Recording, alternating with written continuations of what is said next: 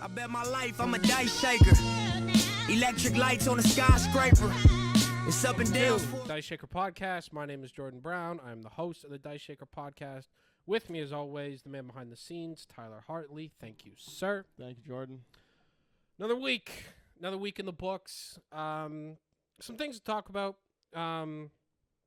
Not a week that anybody's going to remember, I don't think, for any particular reason. Definitely what we'd call apple picking weekend in the college football world. It's a phrase that gets thrown around when you look at the slate heading into the week. It's like, there's not much going on here. And then the games, it's like, yeah, there's not much going on here. It's like this apple picking weekend where it's like, hey, like there's going to be one weekend a year where you go pick apples with your wife so you don't get a divorce. This is a little early for apple picking season. There's definitely an apple picking weekend. So we're not going to talk a ton about the Saturday stuff because there just wasn't a lot there. Went 4-8 again.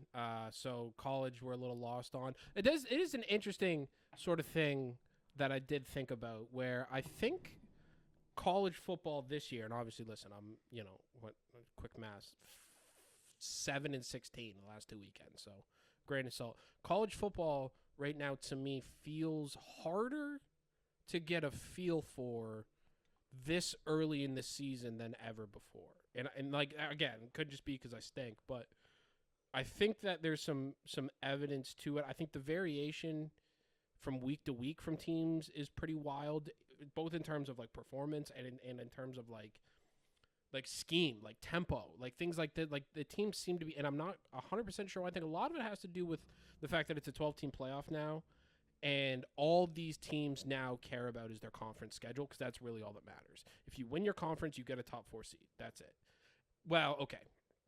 Technically, the top 4 conference seeds, there's 5 technical conferences. So there could, but for all intents and purposes, we're talking about the Power 4 leagues. You win your league, you're going to the playoff. You get a bye in the first round. Massive. Huge. And even if you don't win your league, if you're in the SEC or the Big Ten or the ACC or even the Big 12, if you can win your non-conference against a bunch of cupcakes and then go 6-2 in your conference, you got a shot at making the playoff. Definitely in the SEC and the Big Ten you do. So that's really all these teams care about. It doesn't matter about the non-conference. We're getting a couple big non-conference games, but we're getting a lot of bullshit and a lot of teams, I think, like hiding stuff. And so it's just, like I said, it's just hard to get a feel on the college game right now in terms of who's better than who. I think I have an idea, of who the best teams are and who some of the worst teams are. But then there's that big middle there, which is, it's just never like that in college. College is always early in the season. There's clear edges because people don't watch a lot of college football. So if you do watch a lot of college football, you can get some inside information there. And just, it's more predictable in terms of, I know this team is good, I know this team is bad, I'm laying the points because I know the kind of thing. It's very hard to trust teams right now. Mm-hmm. But I think that's going to change, right? I think the good news there is that as we go through the conference schedule, like we are going to get some weekend, like there is a weekend coming up, we'll talk about it when it happens, that I think is going to be the greatest college football Saturday of all time. Like on paper and just in terms of the matchups, it's never been this many in one day. So we're going to have some incredible Saturdays, and when teams start to play their conference schedules, we start to really find out who these teams are. I think we'll be able to do a little bit better in college. But, listen, we're in the weeds right now. We're in the weeds. There's been some tough losses, some shit I've gotten way wrong. So we're gonna go back firing again. I'm not gonna give out any college picks, I don't think, on the podcast today. There's nothing I feel like I need to bet right now. It's a pretty bad weekend. There are we'll talk about 2 games because they're the big games. But other than that, we're gonna get into the NFL because there's a lot to talk about with the NFL. So we'll go through it. Thursday, the Needle Thread loses. That's fine. We're 101 on the season. Needle Threads going 50% Needle Threads is fantastic. Most people can never dream of doing something like that. I did it last year. It's not a big deal. The Needle Thread looked great in the first half. I thought I read that game really, really well, and then just died in the second half. Mm-hmm. The Dolphins obviously dysfunctional, and then you saw the Tua thing. Yeah. Right? Tua went all again. Sad, man. It was like, I'm pretty sure that was like watching the end of the career. Like, nah, it's not. You're not. He's gonna play football again, and I don't need to go. What do you think? There's do you been. think he should pass? I'll summer. So I got to do. Before we go into I say what I think, I have to say that this is now Tuesday of the next week. Tua played on Thursday. everybody's already given their take, so this is there's no longer original thoughts. If you want to go listen to a great explanation of what happened with Tua, go listen to Bomani Jones's podcast. Bomani's the smartest, best dude alive who talks about sports, and he there's a clip on YouTube of him. He breaks down the whole situation. Basically, what he says, and I agree with him, and I'm glad that he articulated it correctly. If Tua was going to retire, why would you retire, right? Like, logically speaking, he retired to like protect his brain, I guess, right? Like for the future, right? To like so he could have like a theoretically a longer, healthier life than he'll have if he continues to play football. But if Tua thought like that, if that mattered to Tua, he never would have played football in the first place. Yep. No, that's actually kind of like an industry. That's the biggest point. Right, and that's Bomani's point, and that's the point that ultimately I agree with, is that in order, and like I played a little bit, and I know a lot of guys who have played a lot. In order to play this game, you go in understanding what you're risking, and that this is not a smart on paper thing to do. Obviously, it's not. And that's why a lot of people don't play. But for the people who do, and for the people who it becomes their entire life and their whole identity, and we're talking about a guy, Tua here, grew up in Hawaii, got recruited to go play at Alabama. His whole family moved to Alabama. Left Hawaii, moved out. Like, everything has been about his football career for his entire life. So to say that he's just going to walk away from that before, like, listen, eventually will he have to? Yeah, eventually he'll stop getting medically cleared. But they put him on the IR this morning. He's going to be out 4 weeks, and I bet he plays that 5th week. And like, that's just going to be what it is. And listen, and the reality of it too, and this is where people got to really start to. People say they love football. You got to really start to rationalize some stuff here. And listen, I understand. I've made the decision long ago that I understand what the fuck I'm doing when I watch this game. Like, you are going to watch this man get knocked out again on national television. It's going to happen again. You're going to see it. So, like, and if you're not okay with that, then you probably need to reevaluate, like, why you watch football. And, like, are you okay doing this? Because I promise you, like, this game is dumb. It doesn't make any sense from, like, we shouldn't do this. Like, if you just want to on paper say, but it's like, unless you played at any level, you'll never quite get why people do it. Is basically the point. And so for people to say what Tua should and shouldn't do, it's like you don't understand how if he thought like that, then there would be no Tua Tagovailoa, and if everybody thought like that, there would be no football. It's basically the point. So that's the Tua thing. He'll be gone for a little while. You know, we'll take that into account. Skylar Thompson, the backup quarterback, stinks. He's a Kansas State guy. Watched him a bunch of college. Yeah, that was tough. No, to it's watch not gonna be. It's not gonna be good. It's not gonna be good. Dolphins are potentially finishing 3rd in that division. Friday, Saturday, yeah, we kind of already talked about it. There's not really a ton to cover there. Sunday was great. Sunday I had a good day. I'm 65% in the NFL through 2 weeks. Locks are 0-3. That's tough. It's such a strange It's one, hard. man. It's hard to do. One. It's hard to do. Now again, I just want to statistically speaking, 0-3 is as impressive as 3-0. Like, it is. Just math. Just math-wise. People don't like that argument. It's fine. Argue with the numbers. Statistically, it's just as hard to go 0-3 as it is to go 3-0. So, yeah. So let's just keep that in mind as well before the haters and losers start getting in the comments. So locks are 0-3. I guess we need to talk about that game. The Chiefs win. They don't cover. Obviously, the Chiefs played bad. That is why I feel way better. Came into the game thinking the Chiefs are the clear favorites in the Super Bowl. They were cut above everybody else. Left the game more sure of that. Here's why I know that. Here's how I feel that way. The Chiefs put forward, on offense, like a bad performance. You got Mahomes under 150 yards, maybe right around 150 yards, 2 picks. They didn't do much in the run game, and you still couldn't beat them. And they still won. The floor for them is so high. Like, their defense is not a top 5 unit, but it's a top 10 unit. And their offense, obviously, at its peak, when it's rocking, is a top 1 unit. And so in order for you to beat them, you need to, A, play your best game, right, which the Bengals did not do. I'm out on the Bengals. They've got big problems. We'll talk about the Jamar Chase thing in a minute. The Bengals did not bring their A game. I would say they probably played about a B-plus game. And they lost to a team that brought forth, like, their C game.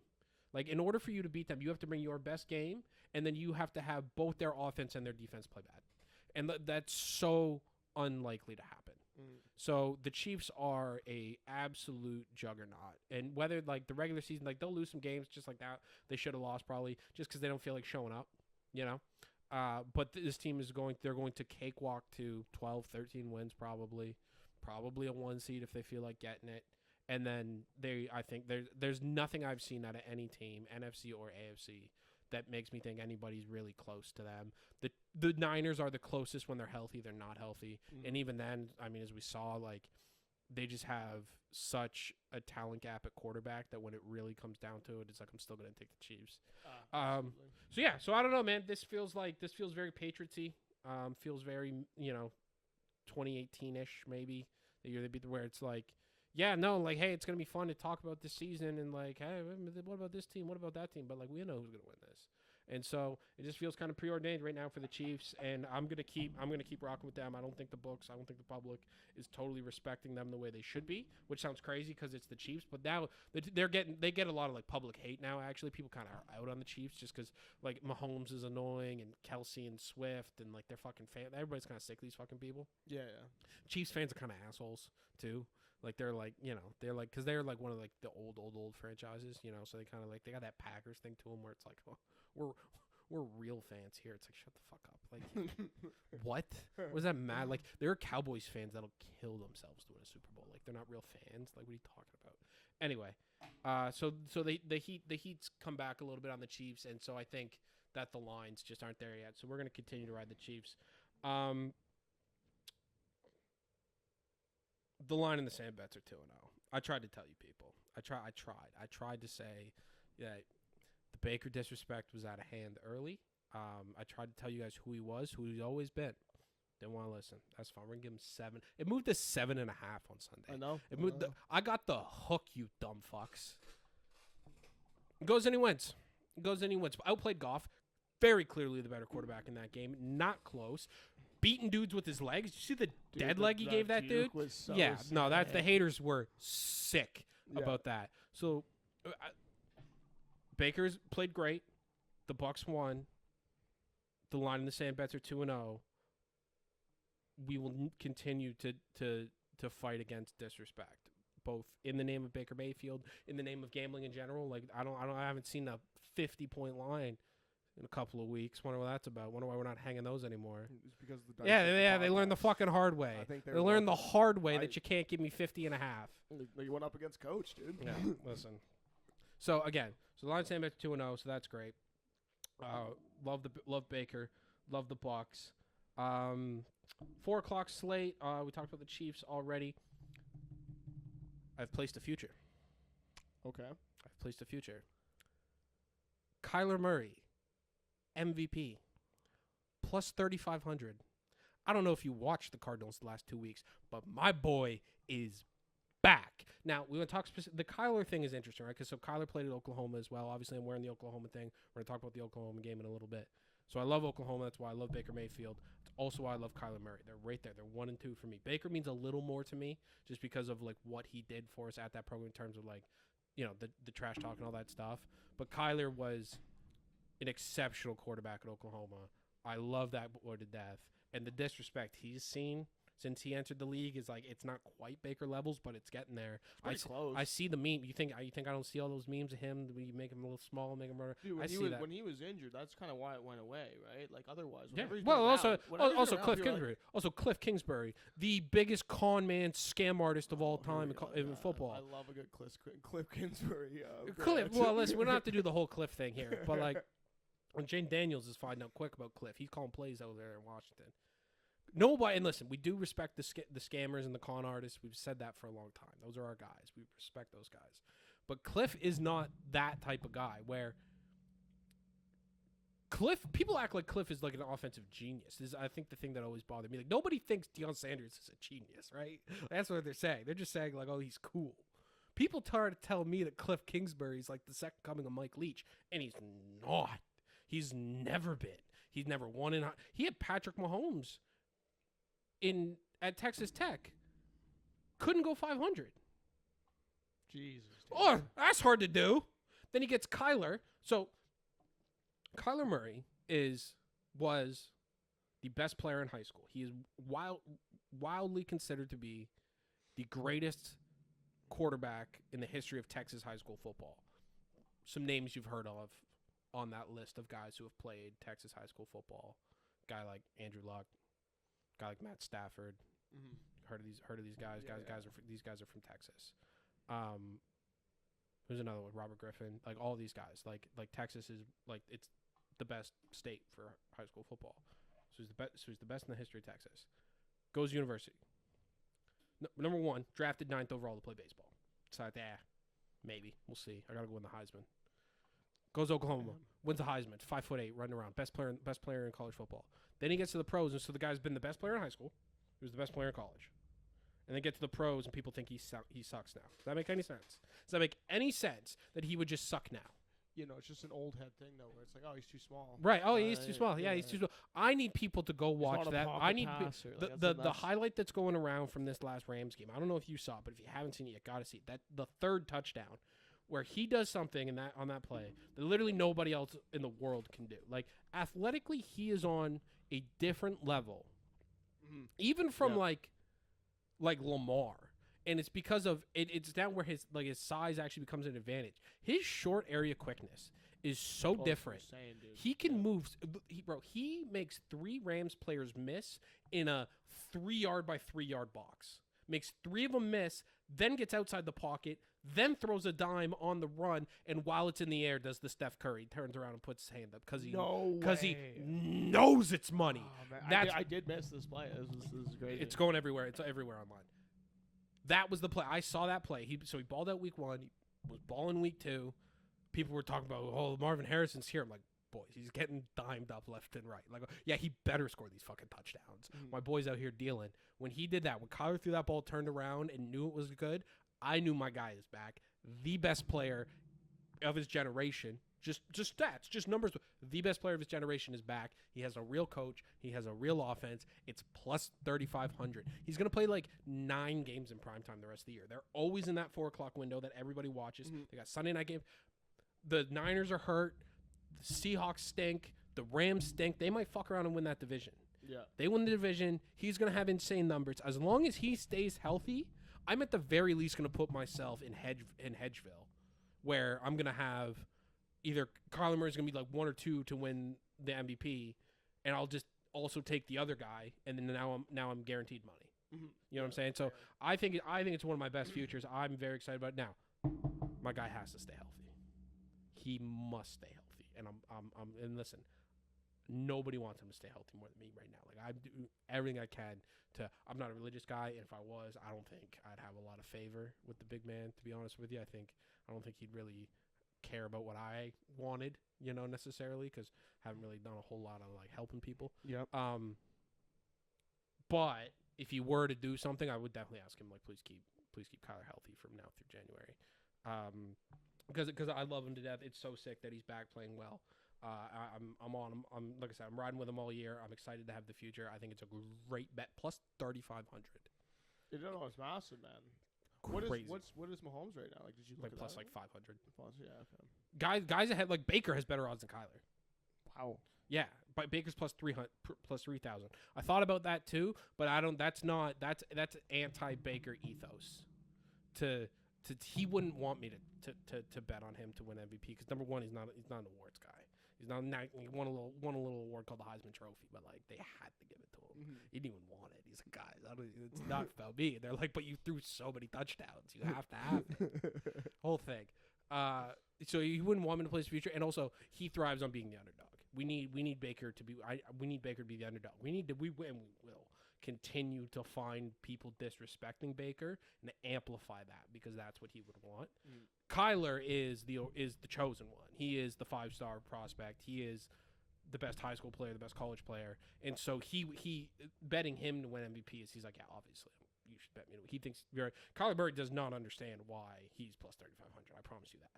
Like that doesn't make any sense to him. So we're betting on Kyler Murray. I'm very excited about it. Those are my guys, man. Can't wait to have them both in my life all year long playing on good teams. That's an exciting future you put down. Yeah, plus 3,500, man. I'm excited about it. Not really a props guy either usually. So I'm a futures guy. That's not a prop. It's not a prop. It's not a prop. It's future. It's a future. All right. This week's games. We'll go to picks in a minute. We got to talk about the Saturday slate. So, if we haven't picked up on it yet, we haven't talked about it yet, I am a University of Oklahoma fan. How did it get that way? You're a white dude from Canada. How'd you become a fan of the University of Oklahoma? 2 words, Adrian Peterson. Ever heard of him? Have you ever heard of Adrian Peterson? It's pretty good. It's pretty good. And I was like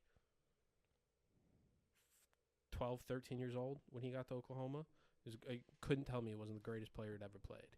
He was. Go watch some of Adrian Peterson's college highlights.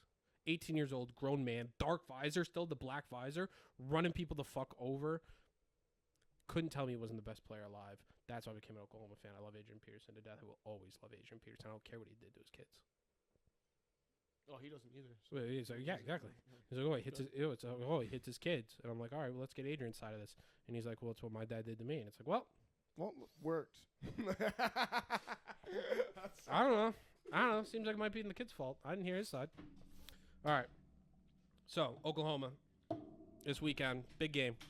Playing Tennessee. First ever SEC game for Oklahoma. It's the biggest game of the day. Oklahoma's 15. I think Tennessee is 7 or something like that. And we're going to talk about it. I'm not going to bet it. We don't bet Oklahoma games. They mean too much to me already. I can't take that. Also, I can't usually tell if what I'm reading is real or if I'm being jaded by fandom. So we don't bet Oklahoma games. We will discuss the Oklahoma game. But in order to do so, I need to save space for a minute.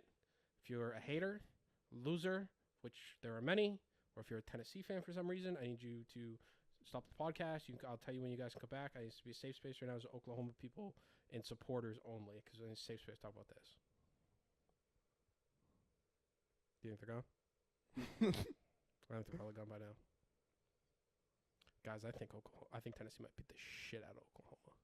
Like, I think it might get bad. Like, I think it could be like if I was betting this, I'm not gonna bet this. And if anybody says that I told them to do this, I'm gonna deny it. I might lay them with Tennessee heavy. Like, it's 7.5 right now. That line should probably be like 14, maybe. Like, they're a bad matchup for Oklahoma. Their defensive line is incredible. Our offensive line stinks, and the guys who normally stink are hurt, so we're playing new guys who stink even more. That's not good. We have no receivers. We weren't able to move the ball against Tulane or Houston. Our defense is good. Like, the defense is very good, and I think will like give their offense some problems. But they're like, I've seen this before. They're like, not with Oklahoma, but with other teams, where it's like eventually, like, we'll just have to punt so many times that eventually their offense will break through, and then the floodgates open, and then it gets bad, and then all of a sudden it's like, we're gonna be in it in the first quarter, maybe all the way to halftime, and then third it's gonna start to slip away, and then we might look up in the fourth quarter and be like, how the hell is it 42-10 right now? So listen, I don't like it. I'm gonna watch the game. I'm gonna live and die with every snap, and I'll talk myself out of this, but I will get myself to that place by game time where I'll see a path. I'll see it. I'll be full. If you think I'm gonna like not be emotionally invested, like, I'll convince myself we're gonna win by 7:30 on Saturday night. I will be 100% convinced Oklahoma's winning a football game, and then I think probably 7:35, 7:36, somewhere in there, I'll probably be back to no, we're fucked. So listen, I don't want that to be the case. I'm just calling it. I'm telling you how I see it. I think we might get fucking stomped this week. Okay, all right. We can let the haters and them back in. That's Jesus. Oklahoma money line. That's plus 280. I would game of the year it. That's the Saturday. That's a crazy statement to make, man. Do people know the weight of the game of the year, man? Yeah, well, that's why I think Oklahoma's going to win by a lot. So obviously, you know. Yeah, good call. Yeah. Guys, don't tell them. Don't tell them. All right, that's Saturday. The other one, USC, Michigan, bet the under. Just take the under. Michigan does not have a quarterback. They were rotating 2 guys for the first couple games. Old saying in football, if you think you have 2 quarterbacks, that means you don't actually have one. So both their guys stink. They've now gone full-time to the guy who legitimately can't throw. Like he doesn't have career passing attempts. Like, they don't let him do it. So I don't know how that's going to go against USC. USC not really a team that is known for defense or stopping the run or anything like that, but this Michigan offense is bad. The USC offense, I think, is pretty good. I don't really believe in their quarterback that much. I think he's definitely in that Jag category, maybe a Jag plus. The Michigan defense should be pretty good. It's in Michigan, so their defense will be fired up at least for a little while. So I think it's at 46.5 right now. I'm on the under. I think that game's going to be boring as shit. I'm not really interested in either team. I think both teams are not going to make the playoff. I'm not buying the USC thing. So whatever. That game's happening 3:30. And that's really the slate for this week, college football. It's another pretty boring week. We're going to pick up with college football, but this is bad. So that's that. All right. We're on to the NFL. Thursday night. Needle Thread's 1-1. We got Jets Pats. We got -6.5 to the Jets, and the total's at 38.5. Tough needle thread here. Mm-hmm. This is the hardest one so far, definitely, because you got the big spread with the low total. Yep. So it's like, what do you do, right? Obviously, the Jets seem to be the better teams under a touchdown, so maybe you just lay them. All right, so you lay them. But now are we going over or are we going under? Well, if we're going under, now that's the needle thread of all needle threads, because there's only a couple ways that you basically need. You need the Patriots to score 10 or less, and you need the Jets to score 21 or less, essentially, to feel good. I guess 21-14 would kind of be the ideal score there. Very tough to thread that needle. But then the other side's like, okay, well, maybe I lay it with the Jets and go over 38.5. And it's like, well, what if the Pats just don't score? Yeah. And then it's 28-3. And you nailed the spread, but the total doesn't hit. So this is a very tough needle to thread. Maybe the other option is you hold your nose bet, where you just take the 6.5 points with the Pats. Understand that you're taking the way less talent. You go Pats plus 6.5 in the under, and just be like, God, I hope this game is 13-7. You just hope and pray for the worst Thursday night game of all time, which we could easily get. So, I don't know, man. It's a tough needle thread. We have to needle thread, though. It is a core tenement of the podcast. We will do every needle thread every week. So, we are taking the Jets in the over. Don't feel great about it. Don't feel great about the over. Very hard to trust this Pats. I don't know what the Pats are. That's really what the issue is, because they played the Bengals week 1. They beat them. Who knows what the Bengals are? They got problems. Jamar Chase is trying, you know what I'm saying? Who knows what's going on there? And then they play the Seahawks. They lose on a last-second field goal. Are the Seahawks any good? I don't know. Seahawks didn't look at I don't know. Either, Who knows? I haven't watched a second of the Seahawks yet this year, so it's like, I don't know. So, real tough to read there. The Jets, they don't look good in week 1, but they're playing the Niners, so that's hard to throw out. Then they beat the Titans. The Titans are good on defense, but then they brain fart and shoot themselves in the foot. Probably should have won that game. So it's like, well, how good are the Jets? They should have lost to the Titans. But then it's also a situation where it's like, well, I think the Jets are going to keep getting better week over week, because I think, Rodgers and as they get more used to playing with him, that offense is going to get to roll a little better. That defense is maybe not as good as advertised. They may have to fire their coach, because they're talented in ways that Sauce is probably the best corner in the league.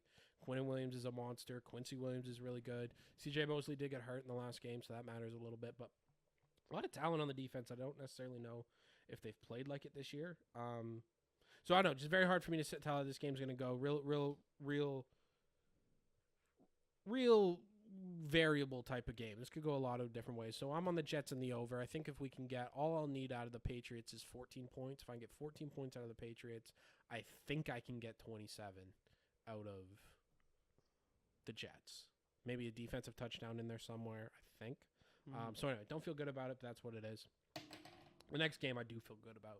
So good, in fact, that we are going to make it the lock of the week. And the reason we're going to make it the lock of the week is because talk to anybody who knows. Talk to anybody who's ever been through something in their life. Talk to maybe a religious person, a priest, somebody like that. They're going to tell you, when times are bad, you got to put your faith in those that have been there for you before. You got to really, really think deep, really reflect, and go, who matters to me? Who cares about me? Who's going to help me when I'm down? Maybe it is God. Maybe it's, for me, that man is Baker Mayfield. There we go. And so that's what I'm talking about. When I'm down, when I need it, he's always been there for me. Baker, I need it this week, brother. The locks are 0-3.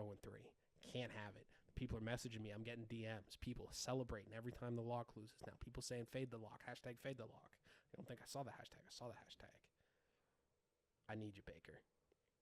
It's the Broncos. And that's the other thing. They're playing the Broncos. Absolutely. I get my favorite quarterback against my favorite bet against quarterback. Yes, dude, of course. Shout out to Bo Nix, by the way. That was a funny thing you sent me, man. That's the best. Absolutely. Bo Nix is the man. Here's why I love Bo Nix. Because Bo Nix gets asked about throwing a back-breaking game-ending touchdown in the end zone as he does. That's not the first time. I think Bo Nix, first time he's ever been through that. Bo Nix been throwing those picks 7-8 years. He gets asked about it after the game. They say, hey, what happened on that pick? He goes, I dropped back and I threw it to the other team. You're damn right you did, Bo. You're damn right you did. Just like I knew you could. Just like I knew you would. You've been doing it for years. Listen, I may not trust two quarterbacks more than I trust Baker Mayfield and Bo Nix. It's just that I trust Bo Nix to be awful. Like, I know he's going to be. And it's just, I love him to death. I love Bo Nix because I know he will throw me one every single time. Bucks are minus 6.5, less than a touchdown at home. There's no chance the Broncos win this game. It's just a matter of can the Bucks win by enough. Give me the Bucks. Give me Baker Mayfield against Bo Nix. I can't wait to watch that game. That game's going to be so fun for me. Just as a personal, it's my guy going up against also my guy, but my guy for different reasons. I was gonna say this is honestly this is just as much of a Bo Nix bet, right? Like this is like almost more so. Like I mean, equal I know parts. Okay, I know you. Yeah, you love equal part. Couldn't be a better matchup for me. Like I said, the quarterback I trust to deliver the most, and the quarterback I trust to also deliver, just not for his team, for me. Yeah. As a better against him, right? Again, there are certain guys out there who you can just trust are going to, like, there's no way, like, and eventually it'll run out, right? Like, we already lost the Bryce Young thing, which sucks. They benched him yesterday, so it's like, God damn it, they're caught up to it. That one's sad, yeah. Bo Nix is going to get benched. He'll then be a backup. He's probably going to be out of the league in 3 years. We might get a weird Bo Nix couple starts in 18 months from now. It's like, maybe he doesn't have it. Maybe. We got to get our bets in against Bo while, like I said, if you had told me in 2022, after I'd watched him all play at Auburn, that, like, hey, you're going to get the bet against Bo Nix in the NFL, I'd be like, there's no chance I'm getting to bet against Bo Nix in the NFL. And here we are. So we're thankful for every day we get to bet against Bo Nix. That's just what it is. That That's is like, so funny telling Q too, because you were like on it, being like, "Yo, like he's gonna be awful. We can't wait to bet against him." And then, like, sure enough, throws a pick in the end zone. Well, what do you mean? Of course. Just like so, that was so funny, man. Well, it's very similar last year to the whole Tommy DeVito thing, right? Yeah. Where people convince themselves all of a sudden Tommy DeVito could play quarterback in the NFL. Tommy DeVito couldn't play quarterback for Syracuse, and that's why people just don't watch college football and don't understand the difference. So it's like when there's a guy that you watch in college on Saturday, struggle often. And maybe he's got his flashes. Bo Nix had huge numbers at times. Like, he had his flashes for sure. But when you see the telltale characteristics of, like, the struggle, and it's like, oh, and it stays there year after year as the guy goes from, like, being 18 years old to 22 years old, and then he goes from that to the NFL, and all of a sudden he's supposed to play. It never works. Nobody's ever been bad in college and good in the pros, but guys can convince themselves that it's going to happen. A lot of coaches convince themselves, like, oh, it's like a chick, It's like, oh, I can fix them. Okay. So we're excited to bet against Bo Nix, and we're excited to do it. Baker Mayfield, Bucks minus 6.5. Next one, Texans Vikings over 45.5. I like both offenses. I've lost money betting against the Vikings the past 2 weeks. One of the odd teams that's got me twice now. So I'm not going to bet against them, but I still don't think they're, like, you can convince me, I guess, that, like, Sam Darnold is good enough to keep this offense humming because of all the weapons, but you're not going to convince me that defense is good. Yeah, I'm not buying that. I agree. I only saw, I was just like, oh yeah, it's a serviceable quarterback. So, like, yeah, they'll have a decent season because they have so many pieces, but like, it's not a team that's going to It's really like, push like, over. you can convince me that he's like poor man's Kirk.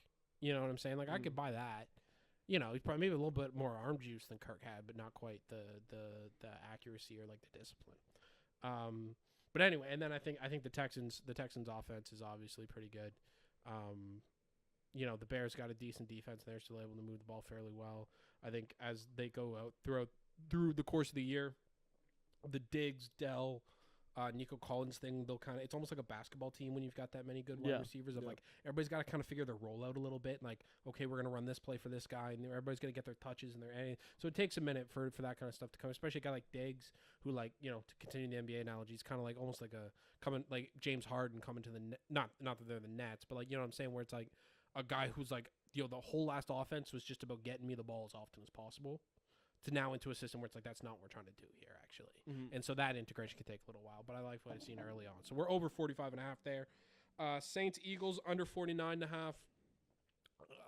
That loss last night on the Eagles, on the Monday Nighter. I had the Eagles 5.5. That is one of the tougher losses I've taken in a long time. That looked like it was in the bag. Mm-hmm. And then for that Kirk to just come down the field in 40 seconds, he'll never stop killing me. Dude, like you said it too. You posted that saying, like, he's gonna backdoor it. He didn't backdoor me though, but like, didn't backdoor you, but like he just does sneak. That's what I was worried about when they were when the Eagles were driving at the end there, like before Saquon dropped the ball and stopped the clock, that they were gonna score and go up what would have been 10, and then because then the back door was open, right? Because the touchdown doesn't mean anything. Kirk's great, but so credit to the Eagles for, making sure Kirk felt comfortable and just like, hey, the Eagles were like, the game, it does matter right now, but we're going to play like it doesn't, and just got absolutely cooked going down the field. That was really, really tough to see. So just a tough read by me, because as soon as that game started, I knew I had the wrong play, and just because I forgot. I had talked in my notes preseason, talked about how I didn't think the Eagles offense was going to be good. I thought they were going to struggle without Kelsey. I thought they're going to be heavy run dependent, plus A.J. Brown was out. Under was the play all day. Should have done it. Should have did it. Didn't. It's a loss. It goes that way. This week, Eagles Saints, we are on the under 49.5. It's just too many points. People are enthralled right now with the Saints offense. And I predicted this early that the Saints offense was going to be good. I got a bunch of their players in fantasy. I have Kamara, I have Olave, I've got what's the other guy with the rhyming name? Not Khalil Shakir. No, that's Buffalo. You know who I'm talking about. Rashid Shaheed. Shaheed. Yeah. I knew his name rhymed. Rashid. Rashid Shaheed. Rashid Shaheed. Something like that. Anyway, so I'm big on the Saints offense. Kubiak's kid, so the guy who kind of like, we'll not have to go into it. Everybody else got into it, but basically. So Kyle Shanahan, the coach for the Niners, right? So his dad's Mike Shanahan. So Mike Shanahan was the coach of the Broncos when like Elway and them were running things. Yep. So back in the day, teams used to have the same backup quarterback for like a decade. They would just draft a guy, and he would be their franchise backup, right? Yeah. Just stayed forever. Jim Sorgi, where Peyton Manning was the backup for a long, long time. Yeah. So anyway, not Clint. Was it Clint Kubiak? Who's the dad's name? Clint? I think maybe they all got C names. Anyway, so Papa Kubiak is the Broncos' backup forever, learning under Mike Shanahan. He learns the Shanahan system, eventually becomes the offensive coordinator for him. They start winning all those Super Bowls in the 90s. Mike Shanahan's kid is Kyle Shanahan, the coach of the Niners. Kubiak also has a bunch of kids running around the league coaching now. This whole like the current Shanahan system here. People talk about that. They're the guys spreading all that shit around. So anyway, so the Saints got a Kubiak coaching for them, suffice to say. They got Kubiak, they're balling, they're doing well. But 49.5 is too many. I think the Eagles are going to, and this is, again, how the Eagles are going to play, and we have to remember this. They are going to run the ball. They are going to eat clock. That's what they did all game last night, was eat clock. They're going to run the ball, so they're going to try to muck it up.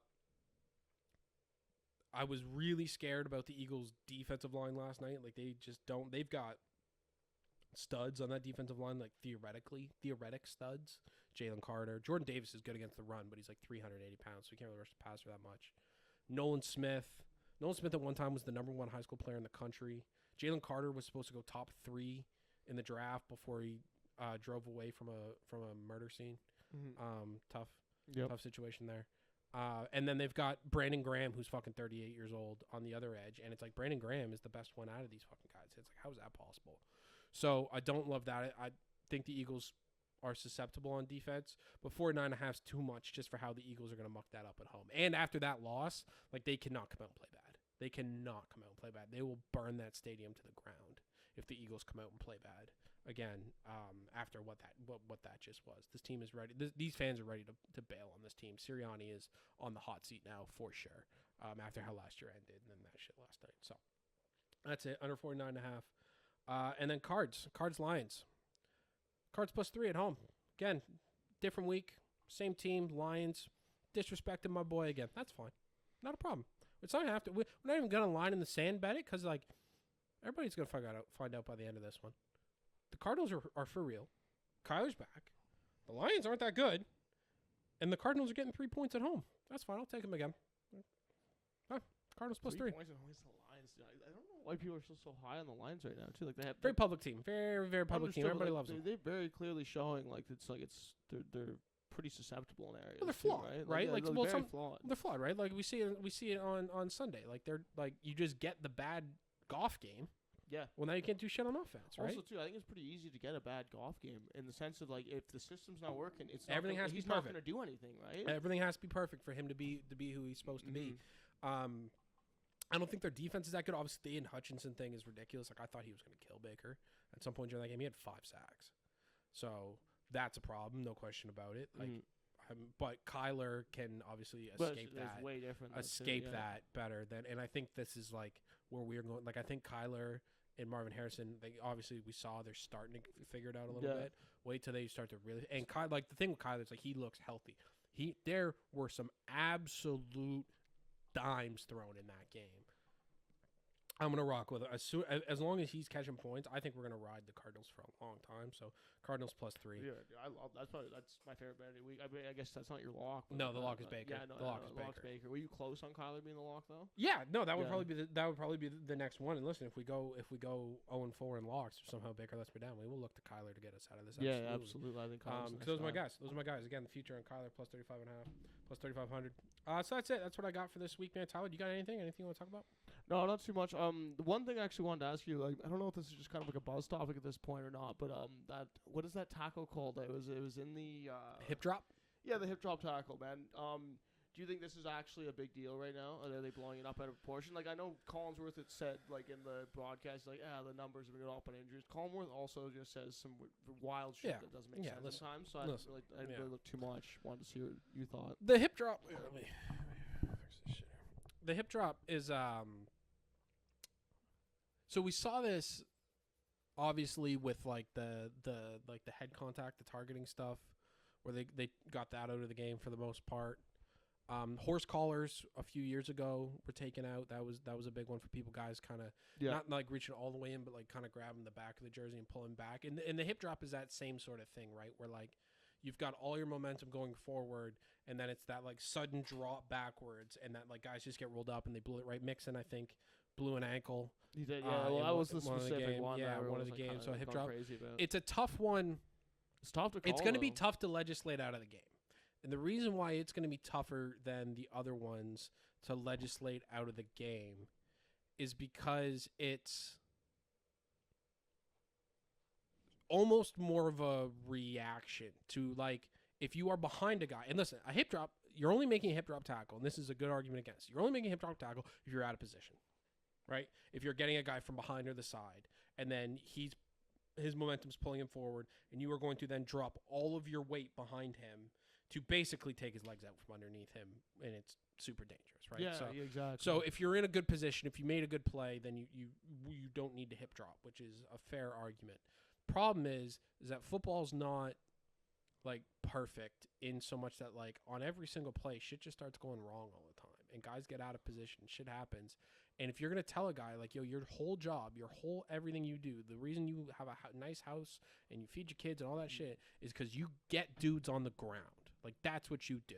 You figure out who has the football and you get that guy on the ground to then get that guy to, when he has a guy wrapped up, not just do what he's naturally thinking to do to get that guy on the ground and hip drop is tough. And I think that's why you saw a couple of them not get flagged, is because it's not as obvious when it happens, and it's not as egregious as like I hit that dude in the head. Like you can eventually, and again, it was hard for guys. Guys had to change. Some guys basically career ended because they couldn't concuss dudes anymore. Like there were safeties. I mean, decades ago, there was a lot of them of who like the reason they played is just because they killed dudes. Right? Oh, yeah, like Ed Reed type shit, right? Yeah, not Ed Reed. Ed Reed is one of the greatest safeties of all time. Ed Reed played any era. No, sorry. I'm not saying, sorry. I'm already referencing that era of, like, what about, like, I know Paul O'Malley wasn't like that either. No, Paul O'Malley would knock dudes out, but he was great. I'm talking about, like... But is that not kind of the I'm talking about, like, the Ryan Clarks of the world. I might not know that. Ryan Clark, he's a he played, but he was the other safety on Pittsburgh for a lot of years. Oh, okay. Rodney Harrison was good, too, but, like... The LaRon Landrys, the Cam Chancellor, even though Cam ended up figuring it out in that system, but like where their whole thing was like they can't really cover anyone, but you also can't throw the ball over the middle because he'll put your dude in the hospital. Yeah. So those guys but anyway, most guys figured out how to not hit guys in the head. And same with the horse collar, you don't really see it anymore. I think the hip drop will just be harder to legislate out Mm-hmm. than. But again, really, what it's going to take is like wait for one of these dudes to hip drop Mahomes or Allen or somebody like that. Somebody like that. We're messing with nobody really cares that Joe Mixon's ankle hurts. It's not that big of a deal. And it's harder to get people to care. Like the concussion stuff is like when you see the Tua thing, people have like a visceral reaction. Yes, to that. absolutely. Of like, oh, I don't want to see that. I don't want to look at that. Like that's obviously it looks much more severe than some. Even though like you can break your ankle, you can like. I thought the hip drop looked bad too. Just seeing. Oh, you can mess it. Well, Mark. Listen, Mark Andrews' career, and I love Mark Andrews. This is another Oklahoma guy. He was there at the same time that Baker and them were. Yeah. His career, I mean, he's never gonna be the same guy again because of the hip drop.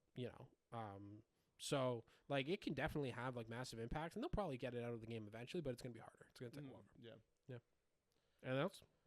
That's pretty much it, man. You kind of covered Houston. I mean, you're saying like you like their offense. Oh, we can talk about the Bengals a bit. You're somewhat of a Bengals fan. We're a Bengals fan. Yeah, no, I like the Bengals. I was definitely a bandwagon hopper, but right. I paid attention. Sure. Okay. So here's the thing that I got that I think about with the Bengals, and so there's a Jay-Z lyric, basically where he talks about you can try to change who you are, but that's just the top layer. You was who you was before you got here. That is how I feel about the Bengals. Yeah. And the reason is because the Bengals, for pretty much their entire existence, have been a joke. They've been losers. They never won anything. Their owners are notoriously cheap. The only reason the Bengals exist is basically out of spite. The guy who used to own the Browns beefed with the city of Cleveland, essentially. So he started a new franchise in Cincinnati. His kids, his family still owns the team. And they're one of these teams, one of the very few left, where they're like a true mom and pop operation, where it's like their money is from owning the Bengals. They don't have like it's not like, I'm trying to think of a good example. Okay, so the dude who owns the Seahawks, he got his money from Starbucks. Mm-hmm. He didn't need the Seahawks for money, right? He got his money. Whereas like the Bengals, they have their money from the Bengals, and so they don't have as much money as all these other owners, and so they're very notoriously cheap, right? It's been a detriment to them forever, for years and years and years and years, their whole life. That's why they're losers. Now, they thought they changed. They thought they got Joe Burrow. And life's going to be different now. We got Joe Burrow. Now we got Jamar Chase. Look how good we are. We're going to the Super Bowl. This is it. We're a premier NFL franchise. Nope.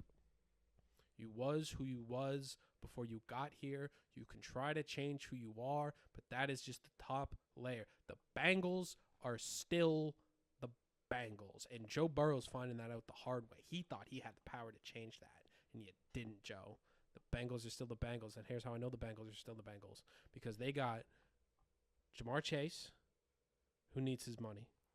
They got T. Higgins, who needs his money, which, by the way, there's some rumors flying around, which I think are probably pretty substantiated. That T. Higgins, he didn't play in that game because he said he was hurt. People are saying he's not even hurt. He's just like, his bank account is hurt. That's what's hurt. That man wants his contract. And so they will not, Jamar Chase, it comes out right before the game starts on Sunday that Jamar Chase is ending negotiations for the rest of the year. Basically meaning like, I'm done with this place. I'm out of here. You guys won't pay me. I'm done. You see him freaking out. He takes the personal foul in a big spot in the fourth quarter for running his mouth to the ref. Basically got a tech in football, which is like nobody does. Like everybody knows in football, you can't talk to the refs. You can't. You can't motherfuck the refs. Everybody does. You can do it. You can say and do whatever you want to the other team. They're gonna let all that go. But you can't say anything to the refs. It's not a basketball. So he says something to the refs. He gets teched up. Joe Burrow comes over and goes, yo, what are you, like, basically trying to pull him away from the refs. Like, stop. He freaks out on Joe. Jamar Chase strikes me as the type of guy who, and I know some guys like this in my personal life, who, if their money's not right, they're not right. Yeah. I bet he's hard to be around these days. And it shows. It showed there. I think it's clearly affecting the team because they know. I think what's happening is the two star receivers know they're not going to get the money that they want out of this team. And if they are, they're having to do things that other guys aren't expected to do. Like Jamar Chase, do you think he doesn't see Justin Jefferson just getting $200 million from the Vikings? Yeah.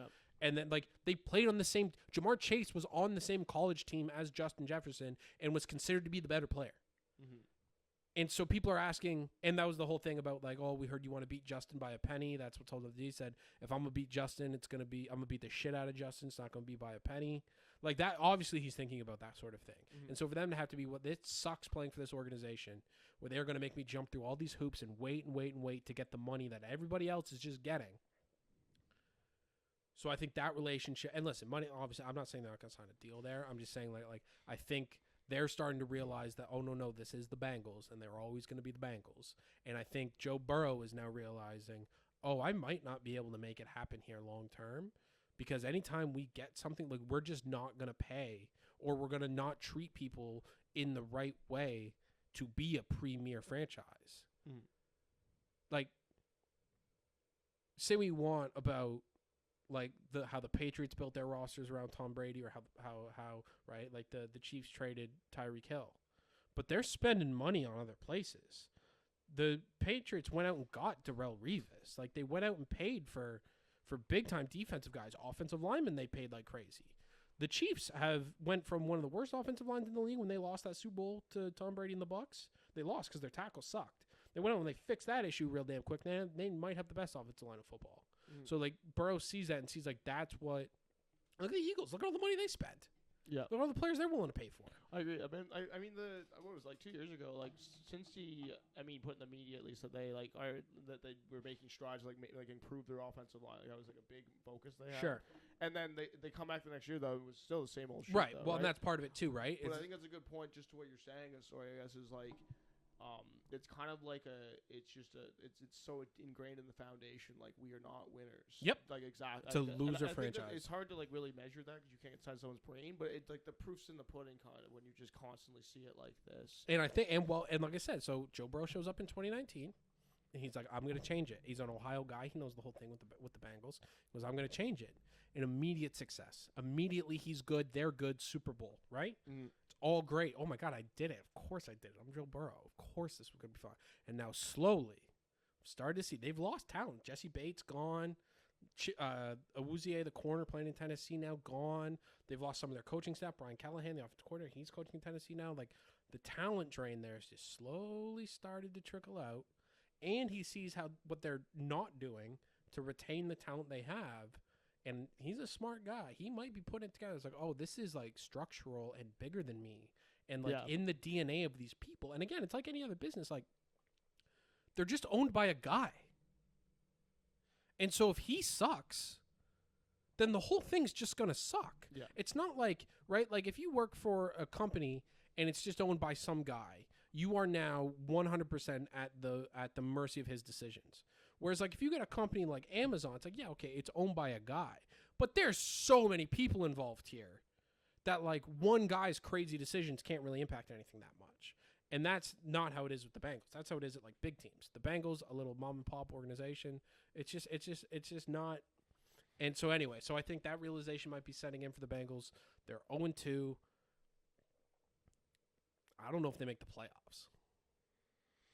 No, I agree. It's definitely in question. 19 of the last 21 teams going. I think it's over the span of like 3 years now.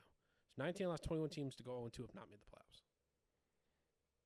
Yeah, no. Bengals might not make the playoffs, man. Bengals might not make the playoffs. I think they got real problems. I think it could be. And listen, like people forget that like the Lamar Jackson thing, where like he was fighting for a contract there for so long, and they thought he was going to get traded. Now that all seems fine. So it's like money will make this all like go away, quote unquote. But I do think it's like, even if they get the guy signed, I think there's now that seed. I think the mask slipped. You know what I'm saying? They thought it was one thing, and it's not.